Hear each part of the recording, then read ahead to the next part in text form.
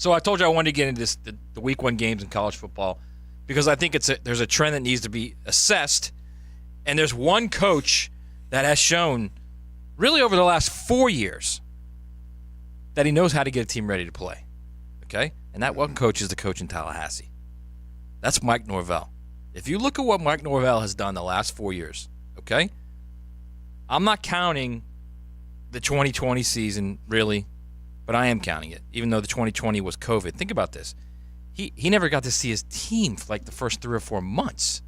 Never even got to see him. He saw him like on a conference call, video, Skype, whatever you want to call it, okay? It was texting. Never got to work with them until June. True. Like literally work with them. They open up against Georgia Tech and they lose 16-13. Should have won the game too. That's his first year. His next year, okay? After all that nonsense, they open up against Notre Dame. Should have won that game too. Lost it 41-38 in OT. All right? Again, you're showing. Hang on. You're saying a lot of should-haves. Hang on. I know I am. I'm shoulding all over myself. There's no doubt about it. Those were 2 really bad FSU teams. All right? Okay. The second team finished 5-7. Lost to Florida in the last game of the season, 24-21, a game that really wasn't that close. And he went into year 3 with a lot of pressure in 2022. So what happens?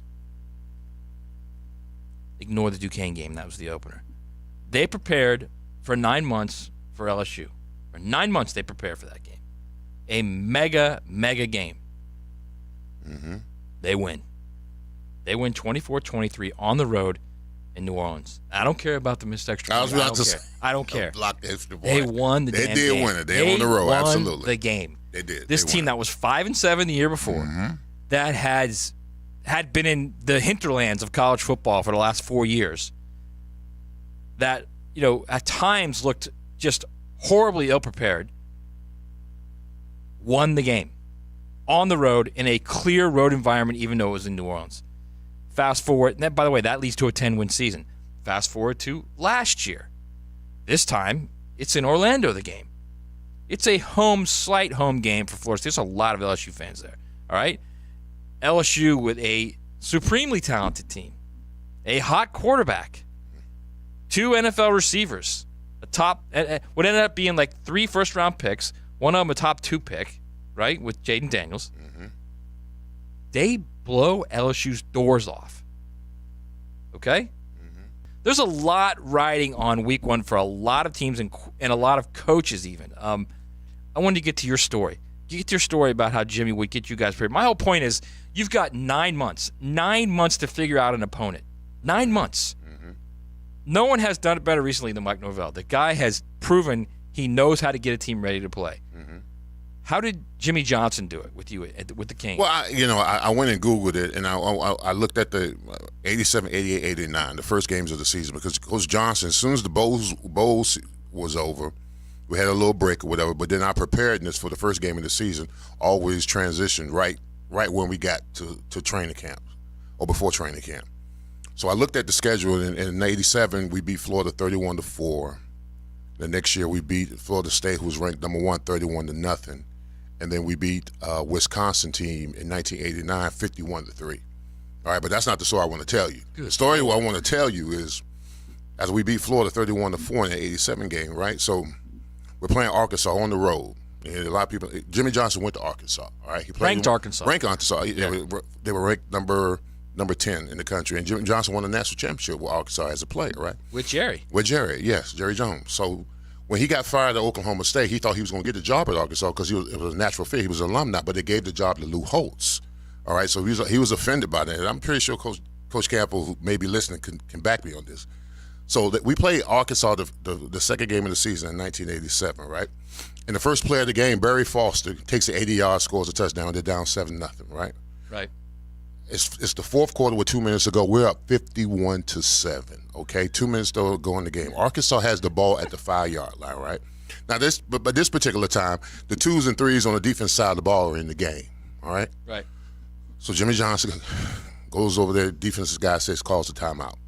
The defense comes off the field or whatever. And Coach Johnson goes over to the defense front and says, "Look here, You guys have no idea how much I'm going to work you and run you if you let these guys score a touchdown. Now, bro, we up 51-7 with 2 minutes to go in the game. He said, you have no idea what I'm going to do to you next week if you let these guys score a touchdown. He said, let it happen and you'll find out.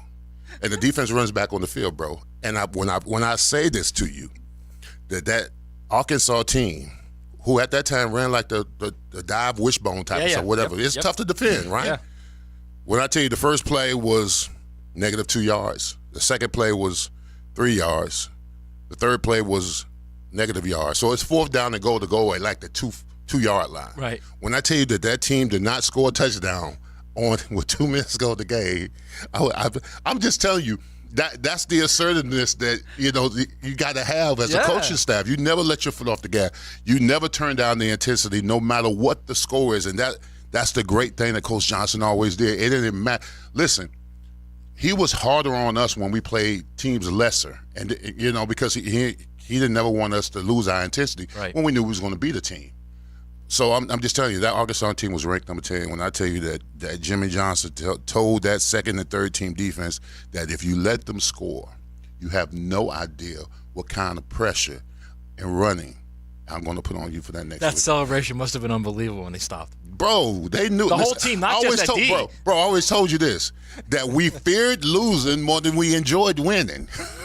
I'm telling you, bro. Like, what did you guys on the sideline do when they stopped them? Bro, we congratulated them. Because, bro, they saved you. When he tells you that he has every guy that's on that field, he has it embedded in his brain. Right. Who's on that field. And if they let them score the touchdown, those guys were going to run, till the wheels fell off. That's a team, man. Yes, absolutely. That is a team concept right there.